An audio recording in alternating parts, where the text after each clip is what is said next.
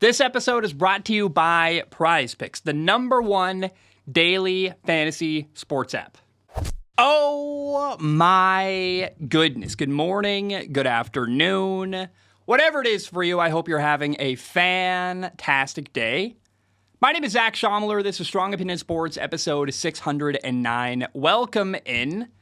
Not going to lie to you, I'm a little bit behind this week. I've still got 3 more games I want to watch to kind of finish up last week. This is Tuesday's episode, recording on a Wednesday morning. I'm a bit behind. I'm doing my best. I still want to watch I really want to watch that Steelers-Rams game. I want to watch Kenny Pickett. I heard he was fantastic in the second half. I want to watch Tyson Bagent, the quarterback in Chicago, break down that film. I really want to watch the Packers game, see what the heck happened against Denver. Those games we'll talk about on the next episode. I guess really it'll be today's episode, then the fantasy football episode, and then we'll talk about those 3 games. And then we also got to move on, talk about what's happening next week and kind of do predictions. And by then, Thursday Night Football will be happening. We got a lot of stuff ahead this week. I'm really excited.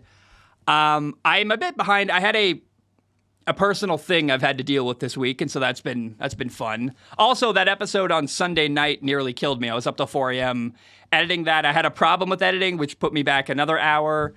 I don't know. It was what it was. Actually, I looking back on that episode, there's a thing in there. There's a Tyson Bagent graphic that was wrong that I hate, and no one will notice. Probably watching, you didn't even notice, but it killed me. I was like, I missed it, and it is what it is. I want to jump in. I want to tell you about today's sponsor. Prize Picks is the #1 daily fantasy sports app. And Prize Picks allows you to make an entry based on player projections, and in 60 seconds, you could enter something like Travis Kelce more than 5 catches, Tyreek Hill more than 100 yards receiving, and Justin Fields less than 200 yards passing. And if your picks are right, you can win money. Making picks makes watching games more engaging, and you could turn something like $5 into $50. Prize Picks offers quick and easy deposits. You can even use Apple Pay. And they have weekly promotions that can lead to big payouts. For example, there's even a weekly event called Taco Tuesday. Each Tuesday, Prize Picks discounts select player projections up to 25% to provide even more value. So put your skills to the test in daily fantasy. Go to prizepicks.com/CLNS and use code CLNS for a first deposit match up to $100. That's prizepicks.com/CLNS, code CLNS for a first deposit match up to $100. Prize Picks. Daily fantasy made easy. All right, let's talk about Monday Night Football. I got to drink water before we do that, though. On Monday Night Football, the Minnesota Vikings beat the 49ers 22-17. And the most important thing about this game is that 49ers quarterback Brock Purdy had his second game in a row that was kind of, I guess, one you could call disappointing or underwhelming. I actually thought Brock Purdy played pretty well for most of the game. Brock Purdy was 21 for 30 passing at 272 yards and a touchdown. But the problem was his 2 interceptions. And the 49ers found themselves in a situation down 22-17 in the fourth quarter. And Brock Purdy got the ball 2 times, down 5 points with a chance to take the lead. And at the end of the game, instead of taking the lead, both times he threw an interception. And that just can't happen. The team needed points at the end of the game. And because Brock Purdy isn't big or fast or doesn't have a huge arm, I think a casual football fan has a hard time pinpointing what he does well, which is beating coverages, having great timing. He's really accurate, does a lot of little stuff really well, but stuff that isn't immediately obvious on like a highlight reel. And the thing that Brock Purdy is known for, the thing he hangs his hat on, is winning football games. He's a winner. That's his calling card. And if you're known for that, you gotta win. And he's gotten criticism, which I understand, especially after this game on Monday night. I still think Brock Purdy's pretty dang good, and I'm not very concerned. But this is the second 49ers loss in a row, and it's the second game in a row where Brock Purdy has been a bit underwhelming. Now, next week, the 49ers play Cincinnati, and I'm just really curious to see how he plays. 2 interceptions at the end with a chance to take the lead is something that I think people are going to remember and remind him of, like, oh, remember how clutch Brock Purdy is? He's so great. But to me, I think it's too early to freak out and talk about how bad he is and how much he sucks. It's just like, I've watched Brock Purdy play so much good football during his career, his very short career, but admittedly good career so far. And so I'm just kind of in this position where we'll see how he does next week. Again, 2 bad games in a row. Arguably, was Monday night a bad game? No. Was he bad at the end of the game? Yes. Did he make the play to win? No. There are things you can criticize for sure, but I'm still not ready to come down hard on Brock Purdy. If it's required, I will. But also, I'm a guy who, what do I say? I move like a turtle, right? I just take my time, and I don't want to be the first person to rush to judgment on Brock Purdy, right? He's had a bad 2 games in a row. He's lost 2 games in a row. The 49ers are 5-2, but I just think it's ridiculous to hit the panic button so far. It's very early still for Brock Purdy and the 49ers, and I am not deeply concerned at all. All right, it's Zach. I was editing the show, and it just came out. There's news that Brock Purdy is actually in concussion protocol. So Brock Purdy will not play this upcoming week for the 49ers. Their starting quarterback will actually be Sam Darnold. So the plot thickens here as Brock Purdy has 2 kind of bad games in a row. Now he's on the bench. Sam Darnold's going to be the quarterback in San Francisco. I don't know, man. Really interesting. It felt weird to put this out without acknowledging that. So I'm literally sitting here editing. I'm like, I should re-record something and let people know. So Brock Purdy, not the starting quarterback this upcoming weekend for the 49ers. They're playing Cincinnati. And I think Sam Darnold could be really good, which is going to be what's going to happen if Sam Darnold plays really well. And then do you have a quarterback controversy? If Sam Darnold is really good on Sunday, do you go back to Brock Purdy? I have no idea. It's going to be very, very interesting in San Francisco. So, again, Brock Purdy not going to be playing this Sunday for the 49ers. Now, the Vikings played great on Monday Night Football. The Vikings are now 3-4 after winning, and I really believe Minnesota is better than their record would suggest. All 4 of their losses are by 1 score, and I think the Vikings are really just a couple plays away from very easily being 5-2 instead of 3-4, or even 6-1. They lost to Tampa by 3, where it was a tie game in the 4th quarter. They lost to Philly by 6. Minnesota scored late to make it look closer at the end, but really they were down by 2 touchdowns, and they just kind of made the game look closer than it was in the 4th quarter. But the Chargers is a game they lost by 4, where they had a lead in the 4th quarter. So, and then the other loss, I guess, was against Kansas City, where the Vikings drove into the red zone in the 4th quarter and couldn't score to tie the game. So I look at the Vikings' losses so far, the 3-4, but all 4 losses have been close, and 3 of the 4 losses were games where they had a shot to win at the end in the 4th quarter and didn't. So I really believe Minnesota's better than their 3-4 record. I go back to that a couple plays here and there. The Vikings are 5-2 or 6-1 rather than 3-4. And I really don't think that losing to the Vikings is a terrible loss for the 49ers. Again, I think the Vikings are much better than people realize. Kirk Cousins was absolutely fantastic in this football game on Monday night. He was 35 for 45 passing, had 378 yards, 2 touchdown passes, had an interception. And what's funny about that is the interception was not his fault, but also he had a touchdown later that should have been an interception. It was a very weird game for Kirk Cousins. It all kind of evens out in the end. Vikings rookie receiver Jordan Addison was fantastic in this football game, had 7 catches for 123 yards and 2 touchdowns. And on the first drive of the game, 2nd and 10, Kirk Cousins throws the ball to Jordan Addison, where he just allowed 49ers corner Charvarius Ward to literally steal the ball away from him for an interception. You're like, oh, that can't happen. That's not great. But later, though, before halftime, Jordan Addison made up for it. There was a throw where I thought it should have been an interception. It was kind of a ball a bit underthrown, or maybe a bit, he didn't lead Jordan Addison enough downfield. And instead of allowing Charvarius Ward to have an interception, Jordan Addison kind of pulled the move out of Charvarius Ward's basket and stole the ball away from him and ran for a touchdown. So it was kind of interesting how one that was an interception shouldn't have been, and one that was a touchdown probably also shouldn't have been. But it all evens out in the end. This game was massive for Jordan Addison. I thought we literally saw the guy grow up in front of us on Monday Night Football, especially early on. Your young receivers have to learn to go fight for the ball and use their bodies and kind of, I don't know if box people is the right word, but not allow other defenders to beat them to the football. Early on, he did. He allowed Charvarius Ward to beat him to the football, steal it, grab an interception. Later, he did not allow that to happen, kind of made up for it. I thought we saw the maturation or the growth of Jordan Addison literally live during Monday Night Football. And the dude was a first-round pick, so him playing well is really good for the Vikings. They drafted him. They heavily invested in him. And it looks like very early on in his career, it's already paying off. And it was also really important that Jordan Addison was good because the Vikings did not have their top receiver, Justin Jefferson, playing in this game on Monday night, who's now injured. So, I don't know, man. I look at Minnesota, who is 3-4, and I think they've got a really good shot to turn their season around. The next two games for Minnesota, they play at Green Bay and then at Atlanta. Both teams have kind of a quarterback problem. I think for sure the Vikings have a better quarterback against Green Bay and against Atlanta, and both are very winnable. That would put the Vikings at 5-4, and then you look at the rest of the Vikings schedule. They haven't played Detroit yet. They played Detroit twice in the final 3 games of the year.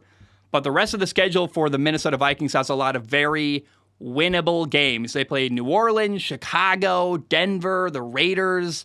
Like, there is still a really good shot that the Vikings make a playoff run, straight up. Like, they're 3-4, but they are not out of the mix at all. And it all started because they beat the 49ers on Monday Night Football. 3-4 is really different from 2-5. That's a crazy change in what can happen for their year. And I really think the direction the Vikings are headed in is one that I think they're a playoff team. I don't know what happens after that, but they could get hot at the end. And given the start they had, the horrible start the Vikings had to the year, it's really impressive. The Vikings are really bouncing back. They're getting better as the year goes on. Their defense looks awesome. And preliminary thoughts are that I see the Vikings as a playoff team. Actually, let me look it up. I think if the playoffs started today, they would be the number 7 seed in the NFC. So the Vikings are very much in the mix in the NFC. They're totally fine. Let's look at it. The standings in the NFC. The Vikings today, if the playoffs started today, the Vikings would be the number 8 seed in the playoffs, right behind Tampa. So for sure, the Vikings are in the mix and definitely a potential playoff team. By the way, the atmosphere of this game on Monday night, like the fans, the crowd, game was in Minneapolis. Monday Night Football. They're doing skull chants. They got that little horn thing that they blow before the game. It's so cool. And I think that was actually that's kind of a decent. The second time was not a good impression. Maybe like the first time I kind of almost nailed that impression. Either way, the game looked fun. Made me want to be a Minnesotan. I was like, you know what? How fun would that be to be in that building and be part of that crowd? And I don't know. I want to give a shout out to Vikings fans because they seem like a really fun group of people. Now let's talk about the next game on my list of games to talk about today. I was absolutely shocked when I saw the final score of the game between Baltimore and Detroit. The Baltimore Ravens beat the Detroit Lions 38-6. Like, what? 38-6? What happened? Because I was really expecting a great, fun game. The Ravens are 4-2. Detroit was 5-1 going into the game. I thought for sure it was going to be close and fun and entertaining, and no. When I saw the final score on Sunday, I was like, I don't have time to watch that right now, but I got to go back and watch that. And what I saw was a totally one-sided game that was really, really impressive by the Baltimore Ravens. Like, oh my goodness, the Ravens were fantastic on Sunday. Their offense was dominant, and frankly, the Ravens' offense looked the way that I've been expecting them to look all year long. Like going into the year in August doing preseason predictions, I had really high expectations for the Ravens offense. They added a new offensive coordinator, Todd Monken. They invested all these draft picks and moves and getting really good receivers for Lamar Jackson. And the first 6 weeks of the year was like, I'm waiting, and it's not working out. And finally, week 7, the Ravens offense was impressive and looked really, really good. Lamar Jackson, their quarterback, had 4 touchdowns. He was 21 for 27 passing for 357 yards. He had 3 touchdown passes. He also ran for a touchdown. And the Ravens opened this game with not 1, not 2, not even 3, but 4 straight touchdown drives to open the game.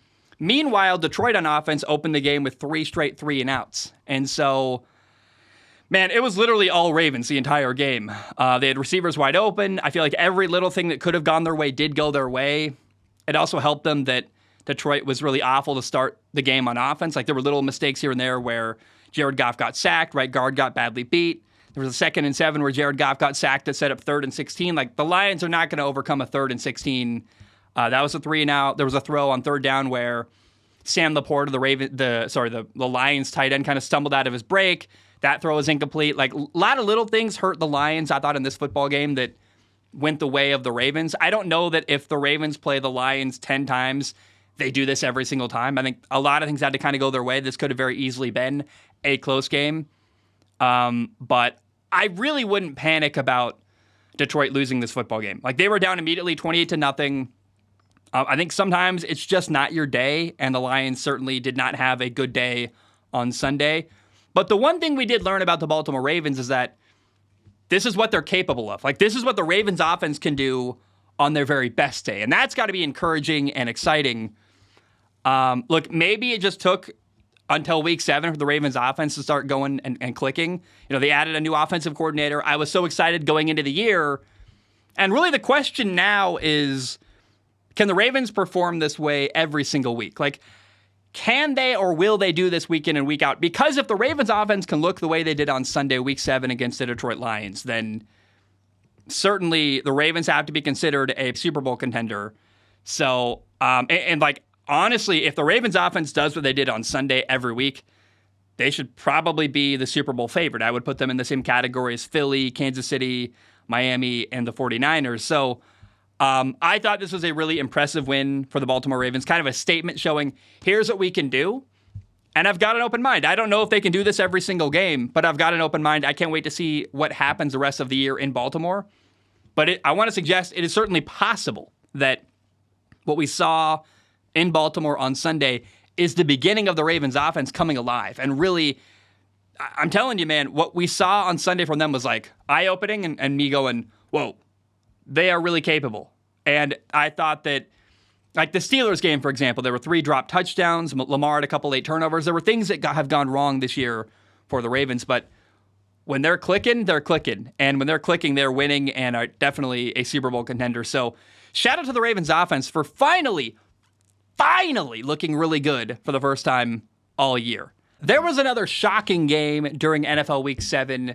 The New England Patriots beat the Buffalo Bills 29-25. And I was really, really surprised by the outcome of this football game because the Patriots were 1-5 going into this game. And up until Week 7 this week, the Patriots offense had looked really, really horrible all year long. But finally, the Patriots offense kind of came all together and looked competent and capable for the first time. And the key is their quarterback, Mac Jones, who in this football game was 25 for 30 passing, had 272 yards, 2 touchdowns, 0 interceptions on the day. It was awesome, and it was by far the best Mac Jones has played all year long for the Patriots. And I thought actually Mac Jones looked a bit like Vikings quarterback Kirk Cousins in that I think they've got a very similar skill set. And the way that Mac Jones hung in the pocket, took a couple big hits in this football game, still delivered the ball on time and accurately. It was actually, I would say, Kirk Cousins-esque, where I know that maybe Kirk Cousins gets memed on a lot and made fun of, but to me, he's a really talented, really capable quarterback and a high-level veteran quarterback in the NFL. That's a compliment. For me to compare you to Kirk Cousins, I think that's a high-level compliment, high-level praise. And I just look at Mac Jones. If Mac Jones can be what Kirk Cousins is in Minnesota, it would be a huge success story. He would be a franchise quarterback and would probably play in the NFL for a long, long time. So I thought that, this game was a huge benchmark for Mac Jones, like kind of arriving and looking really good finally in this new Bill O'Brien offense in New England. And by far, the very best thing about this football game was Mac Jones, the Patriots quarterback, leading a game-winning touchdown drive in the fourth quarter in a 2-minute drill. The Patriots got the ball down 3 points with 1:58 left to go. And Mac Jones led an 8-play, 75-yard game-winning touchdown drive through the game-winning touchdown with 12 seconds left on the clock. It was awesome. It was really like, okay, finally. So Mac Jones can play. The offense looks all right. If they can play that way the rest of the year, the Patriots are 2-5. Things are not going well. They're not a playoff team, I don't think. I don't know that the best year or the best outcome for the Patriots is maybe even a playoff run. But what I do feel after this game against Buffalo, beating them, the quarterback finally looks good. I finally have hope that things can work out in New England. I think people have been on the fence hey, we got to fire Bill Belichick. I've been suggesting, hey, maybe we put Malik Cunningham at quarterback. It's been really, really bad in New England. By the way, Malik Cunningham just got cut by the Patriots, so he's not even on the team anymore. And I was really patient with Bill Belichick, their head coach, saying, we don't need to fire him. Let's just wait and see what he can do. finally, I think it looks all right. Like, it's really kind of crazy how different things are when your quarterback is playing well. And if Mac Jones can play that way the rest of the year, the offense can look competent and not horrible, I think you keep Bill Belichick. I mean, it really is that simple. If the quarterback can play and the offense doesn't look atrocious, then I think things are going to be okay in New England. But for sure, this is the first time all year I felt any sense of hope about the New England Patriots and their offense, which was beating the Bills 29-25 week 7. Now, losing drops the Buffalo Bills down to 4-3, so 4 wins, 3 losses. I do believe that Buffalo is a bit overrated, and I felt that way for a while. I keep seeing the Buffalo Bills ranked as like the number 1 team in the NFL, and I'm like, I don't understand what they did to justify that or to deserve that ranking. I really don't think the Bills have done anything to be viewed as the number 1 team in the NFL this year. You know, they lost to the Jets week 1. Josh Allen had 4 interceptions. They lost to the Jaguars, now the Patriots. I don't know, man. I think Buffalo, to me, is a bit suspect. Their quarterback is a bit mistake-prone. Their pass rush at times doesn't get pressure. Like, Max Jones was sacked 1 time on Sunday. Not great. There was pressure in his face for sure, but they only got home 1 time against the Patriots. And are the Buffalo Bills a good team? Yes, absolutely. They're a really good football team. They're going to be a playoff team, in my opinion. Are they a Super Bowl favorite? No. Nor should they be. Not yet, at least. They haven't done anything to deserve that. I will say their quarterback, Josh Allen, is fantastic. Josh Allen does stuff that simply other quarterbacks cannot do. There was a couple plays on the goal line that should have been a sack. They weren't a touchdown, but they're almost highlights. I'm going to put them on screen where Josh Allen escaped a sack, made a play, nearly threw a touchdown pass, and they were plays that for the majority of quarterbacks in the NFL. If you're not named Patrick Mahomes, Lamar Jackson, Josh Allen, or I don't know who else gets out of that sack. Maybe like a Jalen Hurts. I don't know. There's like 3 or 4 quarterbacks in the NFL other than Josh Allen who can make that play and get out of that sack. So I'm not a Josh Allen hater. Again, I think he does special stuff similar to Patrick Mahomes or Lamar Jackson. There are things he can do that other quarterbacks simply cannot and do not do in the NFL. But I do believe that Josh Allen and the Bills have a lot to prove. And I'm kind of skeptical. I'm like, okay. You've had some really ugly moments this year. And what I just don't understand for me, making them the number 1 ranked team in the NFL in like power rankings is absurd. I don't know what the Buffalo Bills have done this year to deserve that kind of respect. And I also want to point out, I'm worried about the Bills. I think that many of their key players, especially on defense, are aging or have expiring contracts. And this might be the last shot at a Super Bowl for the current core group of guys they have in Buffalo. And I mean, it's worth noting, if the playoffs started today in the NFL, the Bills would be the number 7 seed in the AFC. They would barely make it in to the playoffs. They would never have a home field advantage game. They would be on their heels all through the playoffs. And that's not shocking to me. That's about exactly where I view the Bills to be. The number 7 seed in the AFC, not winning their division, behind Miami, behind Cleveland, behind Kansas City.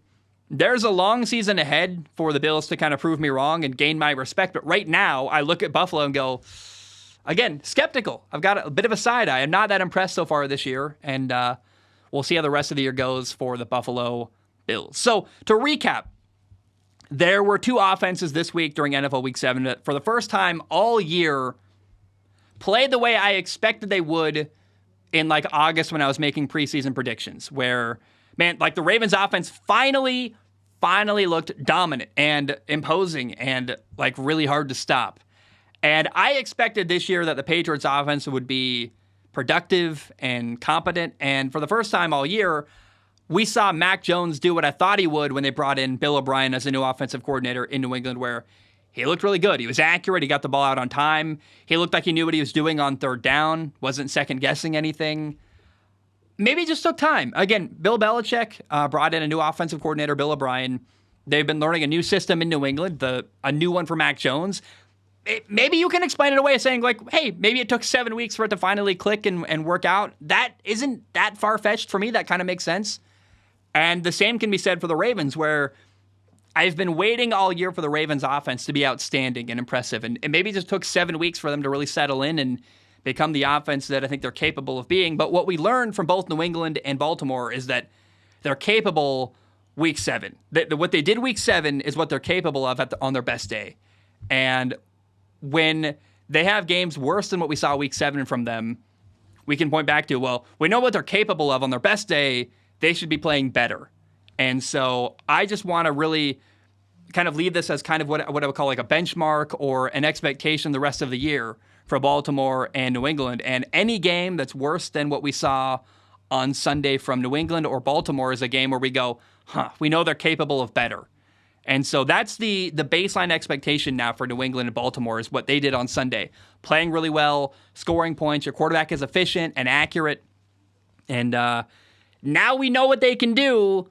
Let's see how the rest of the year goes for New England and Baltimore on offense.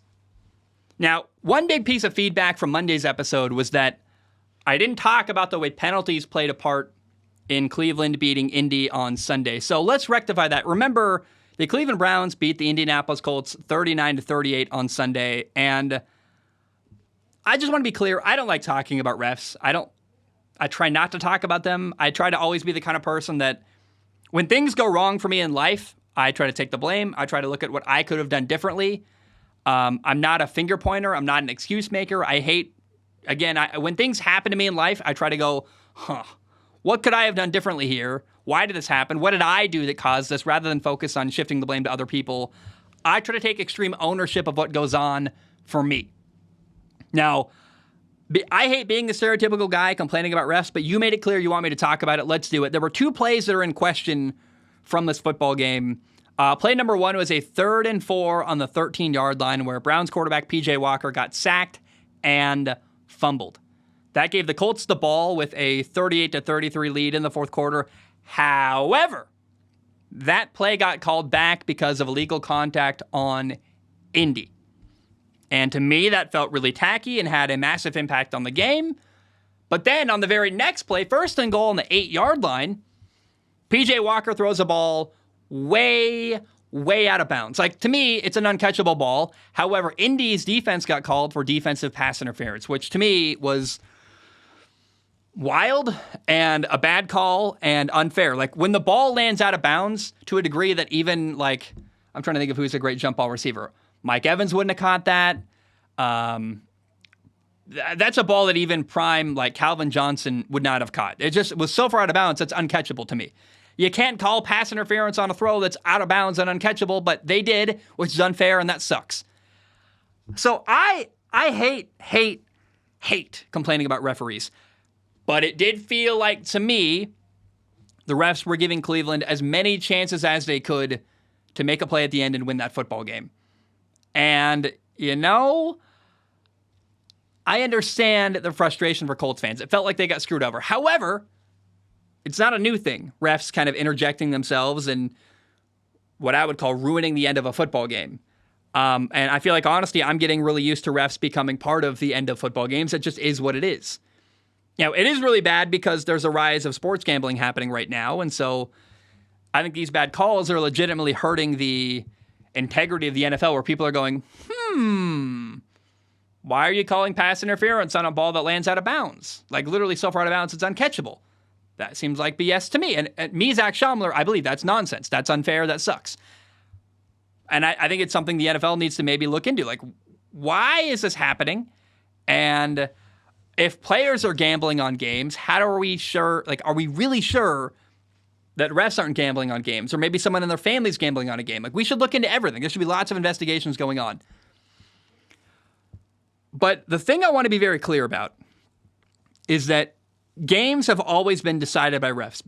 During the gambling days, after the gambling days, I remember the Fail Mary where, look up Fail Mary between Green Bay and Seattle, right? There have always been plays, BS calls to ruin football games. There was the catch by Calvin Johnson Jr. where he caught it and used the ball to land, and that was ruled an incomplete pass. There was a Des Bryant touchdown that got called off the board.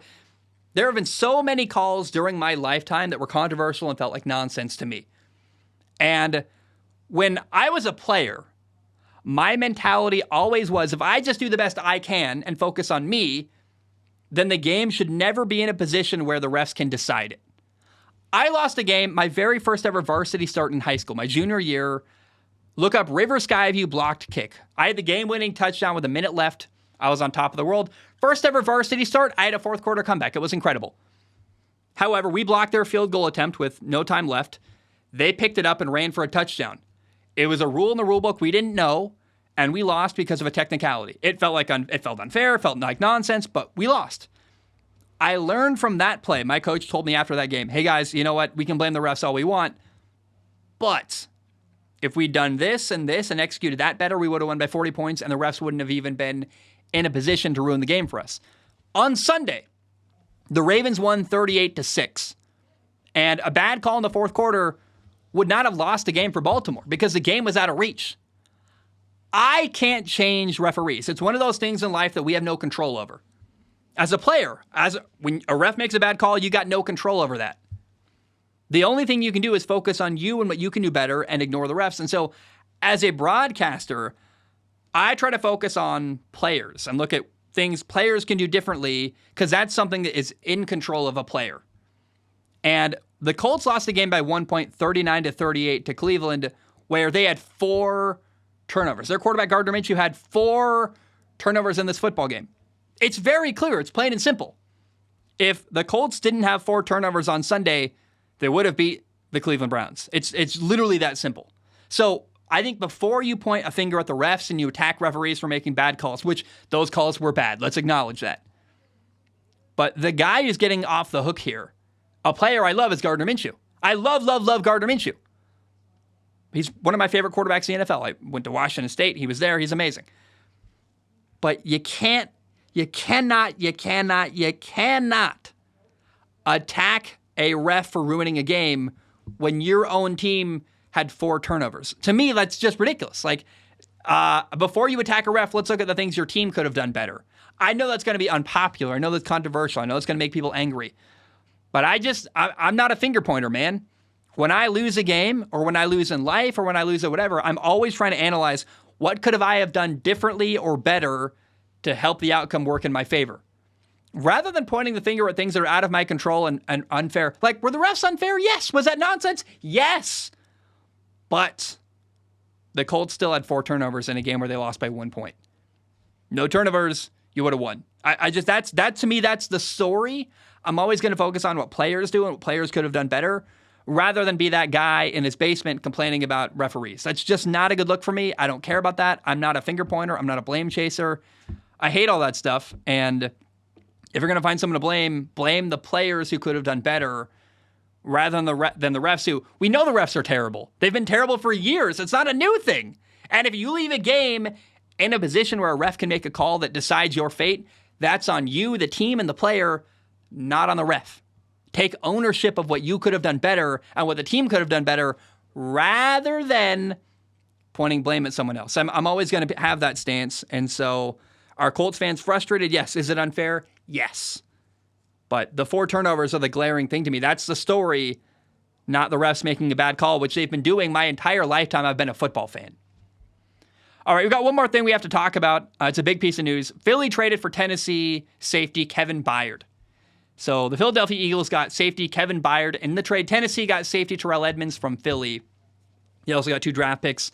Tennessee got a 2024 5th-round pick and a 2024 6th-round pick. Look, this is incredible, man. Kevin Byard is so damn good. I love Kevin Byard. I would imagine most normal people that don't watch, I watch dang near every NFL game. I don't think the majority of people that are not maybe Tennessee Titans fans realize how good Kevin Byard is. But as a former quarterback, I would not want to play Kevin Byard like at all. He reminds me of, he's got the instincts of, Ed Reed feels a bit outlandish to me, but like he's the kind of player that you're like, when Kevin Byard's across from you as a quarterback, you're like, hey, I got to be on watch a little bit, because Kevin Byard is so dang good at reading a quarterback's eyes and breaking on the ball. Kevin Byard has one of my favorite all-time interceptions, where it was against the LA Rams and Matthew Stafford, I believe. So it was might have been 2 years ago. It might have been when the Rams made that Super Bowl run. I will never forget. There was an outbreaking route. Kevin Byard broke on the ball, made this incredible play, went for a pick 6, and it's been a play that's been stuck in my head for years. And so I don't think I'm living in the past when I say Kevin Byard is just really dang good. His ability to jump routes is crazy, incredible, and I think Kevin Byard going to Philly is kind of a low-key steal that I mean, we just saw one of the best safeties in football go to a 6-1 team that's already a Super Bowl favorite. Kevin Byard is incredible, and adding him for a low price of what, a 5th-round pick, a 6th-round pick, and a safety that is now no longer going to be your starter anyway. That's craziness. That's so dang good for Philadelphia. And Philly is known historically for making really, really good, frankly, one-sided trades that always benefit them. Like, this is not the first time Philly made a trade with Tennessee. I want to remind you of the A.J. Brown trade. During the 2022 draft, Tennessee receiver A.J. Brown was traded to Philly because Tennessee didn't want to give A.J. Brown a long-term contract. So they gave up A.J. Brown for a 1st-round pick and a 3rd-round pick. And that trade was a one-sided total failure. Like, Tennessee lost that trade badly. They used that 1st-round pick to draft a new receiver, Treylon Burks, out of Arkansas. And I think Tennessee thought they could just replace A.J. Brown. Like, hey, we get rid of this guy, we'll bring in a new receiver. It's just rinse and repeat, super easy to replace A.J. Brown. It did not work that way at all. In last year, as a rookie, Treylon Burks played in only 11 games and caught 1 touchdown. This year, Treylon Burks is hurt again and has only played in 3 of Tennessee's 6 games so far this year. Currently, Treylon Burks is listed as out on the injury report and has not caught a touchdown pass all year long. But the story isn't just that Treylon Burks hasn't worked out. It's that A.J. Brown has also been an absolute star with Philly. Like, Tennessee was ridiculous to get rid of A.J. Brown. It's crazy to me. And it was a terrible, terrible, terrible move. So right now, A.J. Brown is 809 yards receiving as just him by himself. And that's more yards than all the receivers in Tennessee combined. All the receivers in Tennessee combined right now have 789 yards. So A.J. Brown has more yards by himself by 20 yards than every receiver right now in Tennessee, which is absolutely absurd. So it really, to me, that shows how one-sided the A.J. Brown trade was. A.J. Brown has gone to Philly and been an absolute star, and what Tennessee got for A.J. Brown has turned into basically nothing for them. Eagles general manager Howie Roseman really, really won that A.J. Brown trade, and it makes you look at that Kevin Byard trade and go, did Philly trade another really, really good player from Tennessee? Like, I saw a hilarious meme today that it made the insinuation that Tennessee was just the Eagles farm team, which is hilarious and funny, and I just look at, if the A.J. Brown trade was so one-sided, what's the Kevin Byard trade going to look like in 2 years? Because I think Kevin Byard is really dang good, and I think Howie Roseman pulled off another really one-sided, really good trade for the Philadelphia Eagles, and I'm excited to see what happens there. Guys, I love you. I feel like I've been a bit discombobulated today. I'm nervous. There's like nervous energy seeping out of me. I'm tired. My roommate's here. Her cat had surgery yesterday, so it's been interesting here. I love you so much. I'll see you. I'll see you very soon. I'm recording later today an episode about fantasy football and what happened to me during week 7. But for now, I love you. I appreciate you. I'll talk to you very soon, and have a great day. Bam, we are done.